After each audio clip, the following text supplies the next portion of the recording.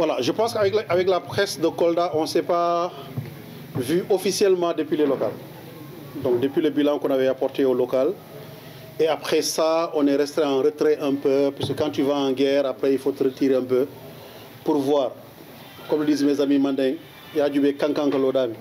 Donc il fallait voir un peu. Il fallait se reposer d'abord physiquement, mentalement, moralement. Vous allez rigoler, mystiquement. C'est éprouvant les élections, ça a été très dur. Je me suis rendu compte que c'est comme si tu étais dans un combat de lutte. Il fallait refaire le corps, il fallait retourner au travail, il fallait d'autres défis professionnels, de grands défis. Il fallait retourner à l'école, il faut retourner à l'université où je me suis inscrit en sciences politiques, en doctorat. Donc il fallait préparer tout ça et pour revenir en force, en n'oubliant pas qu'on reste toujours membre du Parti démocratique sénégalais et toujours Kolda.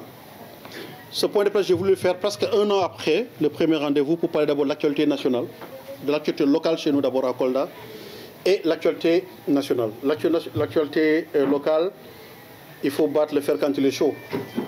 Vous nous avez tous fait vivre aujourd'hui les images dramatiques de l'hôpital régional. Quand je dis dramatique, je sais ce dont je parle. Je pense que c'est pour la première fois dans l'histoire du Sénégal où un directeur d'établissement public est escorté par la police nationale pour rejoindre son bureau. Les images étaient sales, les images étaient éprouvantes, les images étaient inacceptables. Ça, je tenais vraiment à le dire. Ce matin, moi, j'avais honte, très sincèrement. J'avais honte d'abord d'être un cadre politique. J'avais honte d'être pas un citoyen coldois, parce que pour moi, c'est une fierté d'être coldois. Mais en tant qu'acteur politique, j'avais honte, parce que je me suis dit que c'est un échec de toute la classe politique coldoise. Si on ne le dit pas, un bon nafigib. Pourquoi c'est un échec? Parce que cette histoire ne date pas d'aujourd'hui. Elle date de plus de 10 ans. Elle ne date pas d'aujourd'hui. L'hôpital régional, les gens ont parlé, les malades ont pleuré, les gens ont crié, les gens se sont émus. La société civile s'est mobilisée. Les politiques ne se sont pas mobilisés. Ça, il faut qu'on ose avoir le courage de le dire. Nous, les politiques, nous avons failli à notre mission de gestion et de sauvetage des populations sur ce sujet-là. Il faut le dire. Parce qu'on est venu secourir de petites bouches. Le mur est tombé, quelqu'un s'est levé, il a créé, il a sorti de l'argent, il y a eu des problèmes de draps, Mapaté s'est levé, il a acheté des draps, il y a eu des problèmes de bouffe, Sambaté s'est levé. Ce n'est pas ça régler un problème. On règle des problèmes structurels. Et Kolda souffre, l'hôpital régional de Kolda, ou bien le centre de santé régional de Kolda, je l'appelle comme ça, souffre d'un problème structurel. Et ça, il faut que ça s'arrête. Pour moi, le docteur Yansane est devenu une honte pour cet hôpital-là. Il n'a pas attendu le mercredi pour qu'on le limoge. Je pense qu'il doit démissionner, rendre le tablier et laisser les gens travailler. Les syndicalistes peuvent le faire. Les malades peuvent se mouvoir. La société civile s'est beaucoup mobilisée. C'est lieu pour moi aujourd'hui de mobiliser et de féliciter toute la société civile de Kolda. On a une jeunesse qui est en train de se réveiller petit à petit. Et elle s'est émue, elle s'est battue, elle a marché. Je pense que l'année dernière, pendant le mois de Ramadan, on a été gazé d'ailleurs. Je me souviens bien de ça, à cause de cet hôpital régional. Malheureusement, l'alerte n'a pas été entendue et aujourd'hui, on a atteint l'état critique du grand corps malade. On est en urgence là actuellement. L'hôpital est en urgence. Ça, il faut qu'on l'accepte. Et la honte est tellement grande que Sédhiou vient de traîner son hôpital de dernière génération. C'est extraordinaire comme hôpital, ce qui s'est passé à Sédhiou. Des outils performants à Sédhiou. Je félicite vraiment. Moi, je ne suis pas un opposant qui a le complexe de féliciter l'État du Sénégal quand tu fais du bon travail. Il y a eu un bon travail sur l'hôpital de Sédhiou. Il faut féliciter l'ancien ministre Abdoulaye Diouf Sarr qui l'a mis ici. Mais aussi sans plaindre, parce qu'au moment où il construisait l'hôpital de Sédhiou, en ce moment-là, l'hôpital de Kolda est en train de mourir. Je pense qu'il fallait le mettre tous dans le même plan de développement des structures sanitaires. Mais j'ose espérer que l'État du Sénégal, à travers le ministère de la Santé, va régler ce problème, puisque l'actuel directeur des établissements de santé, Bernabé Nying, a travaillé ici. Donc il connaît très bien cet hôpital. Ce matin, je l'ai appelé, il était en réunion, et je lui ai dit que je vais le parler, parce que moi, j'ai cette force, avant de t'attaquer, je dis pourquoi je vais te tuer demain. Il était occupé. Il ne m'a pas pris, mais je pense qu'il va régler ce problème. On ne veut pas de solution d'abadahé. Il faut raser cet hôpital-là. J'ai les aéroports dans ma tête tout le temps.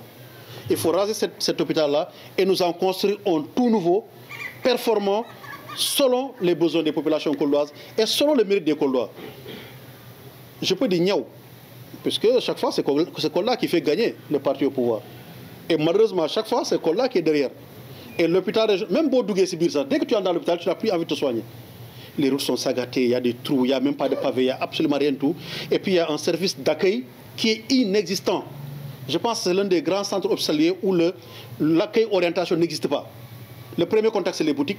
Deuxième contact, c'est les duty. Troisième contact, c'est la forêt. Quatrième contact, c'est les ambulances qui sont en panne. Cinquième contact, sur le sol, c'est tout ce qui est débridé, tout ce qui est sale et tout ce qui n'est pas respectable.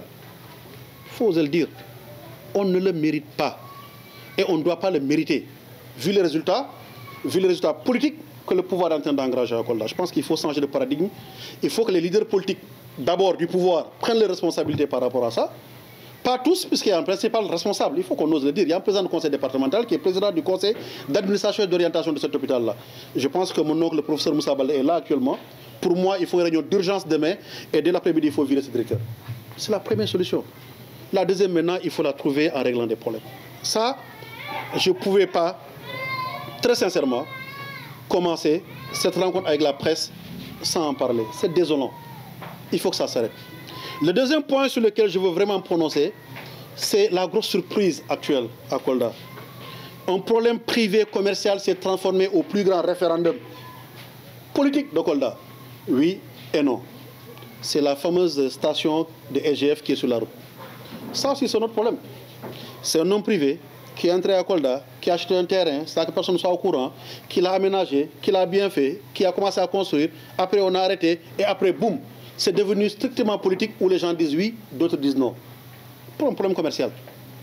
Moi, j'ai une sortie plus responsable. Même si on m'a accusé tous les coups. Hein. Heureusement, ceux qui disent du mal de moi, s'ils savent qu'ils racontent des conneries, ils ne me le disent pas. Je pense que c'est mon gros ventre qui les fait peur. Mais moi, je suis à l'aise quand tu mens sur moi et que tu ne me dis pas en face ce qui se passe, c'est que c'est toi-même qui ne dis pas la vérité. Kolda est la seule ville où quelqu'un t'en veut, il ne te dit jamais qu'il t'en veut, il dit aux autres qui sont proches de toi qu'il t'en veut. Mais pour moi, il faut qu'on se pose des questions. S'il achète un terrain, moi, ce n'est pas mon problème. Très sincèrement. On achète des centaines de terrains ici, personne n'est au courant. Mais s'il a des autorisations, qu'on se demande comment il les a eues. Est-ce qu'il a eu l'autorisation des eaux et forêts, du ministère de l'Environnement, du cadastre, de l'urbanisme, des services de sûreté, comme la police et comme les sapeurs-pompiers, l'encadrement civique?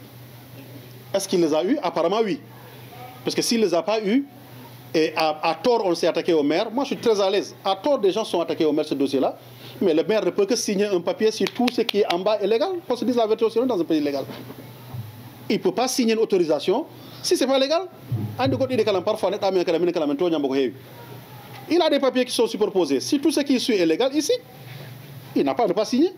Maintenant, le préfet, il suit aussi. Le préfet ne peut pas contredire des services techniques dont il est en charge. Je pense qu'il faut que quand les gens se battent aussi, que les gens puissent comprendre des choses.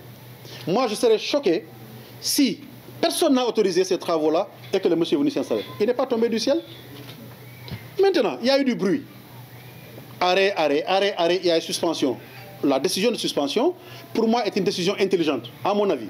Ça permet à toutes les parties de s'asseoir et d'avoir la lumière sur la question. Moi, je ne suis pas un homme politique qui s'aime. Je ne suis pas un homme politique qui est passionné sur des questions. Je ne suis pas un homme politique qui se prononce comme ça. Je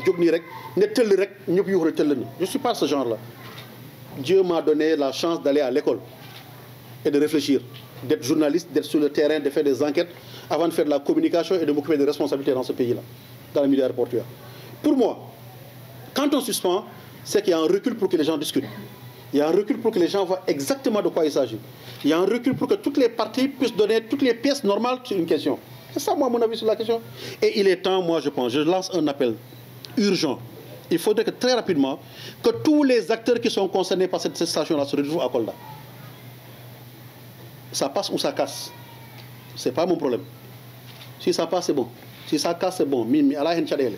Mais je refuse qu'on soit à Kolda, dans une seule ville, où tout le monde se connaît, et qu'on se fasse diviser, qu'on se casse la gueule, qu'on s'insulte, qu'on dise que l'autre est jeunesse consciente, l'autre n'est pas jeunesse consciente, l'autre est corrompu, l'autre n'est pas corrompu, pour des questions que nous, on peut discuter entre nous. Soyons sérieux. Moi, je pense qu'aujourd'hui, l'urgence, la grande urgence, il faudrait que très rapidement, qu'il y ait une rencontre sérieuse sur cette question de la station de SGF.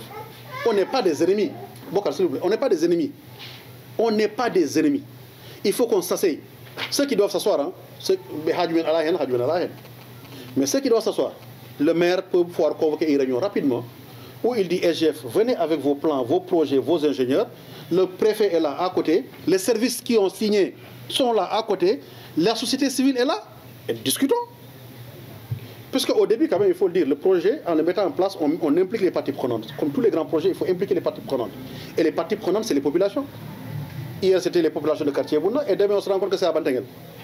Hier, c'était le problème de pollution, on se rend compte maintenant que c'est un problème d'inondation.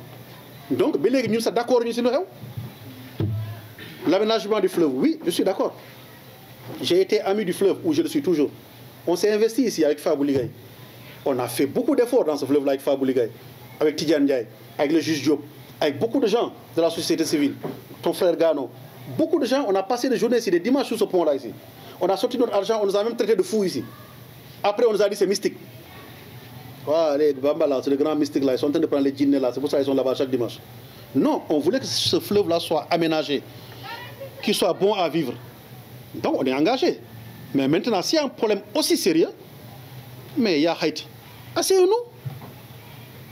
Tok waxtaan ci moo gën càmbar bi ngutti kam ngaafi kam loxoorli kam urti kam, ça ne nous arrangera à rien du tout. Il faudrait qu'on s'asseye, et je tenais vraiment en tant que responsable politique de donner mon avis sérieux sur cette question-là. L'autre chose, elle est politique. Elle est très politique. Moi, je suis du PDS, je suis du Parti démocratique sénégalais. J'étais le candidat du Parti démocratique sénégalais au dernier local. Donc, je ne suis pas n'importe qui au PDS. J'ai la confiance du parti. J'ai la confiance de mon ami et frère Karim Wade pour conduire une politique au niveau local. Sinon, si Karim n'a pas confiance en moi, vous pensez que je suis coup du monde? Moi, je vais dans un parti où les gens ne me respectent pas. Moi, je suis cadre supérieur à l'aéroport. Si je ne faisais pas de la politique aujourd'hui, au minimum, j'étais directeur général. J'ai fait de la politique dans l'opposition avec toutes mes responsabilités. Je vais dans un parti où les gens ne me respectent pas. Il faut qu'on réfléchisse un peu. Je me suis engagé au PDS en 2013. Si Karim Wade n'était pas enfermé, je ne ferais pas de la politique. C'est puisqu'il a été enfermé, j'ai trouvé injustement que moi, en tant qu'ami, l'un de ses rares amis avec qui il a travaillé au niveau de l'ANOCI, s'est engagé en politique. Tu l'aimes ou tu ne l'aimes pas, mais reconnais quand même qu'il est constant et loyal avec un homme. Pourtant, je me suis battu, on s'est sacrifié, on a fait des choses, on a fait bouger des choses, on a créé la CAP 21, c'est des comités d'action politique.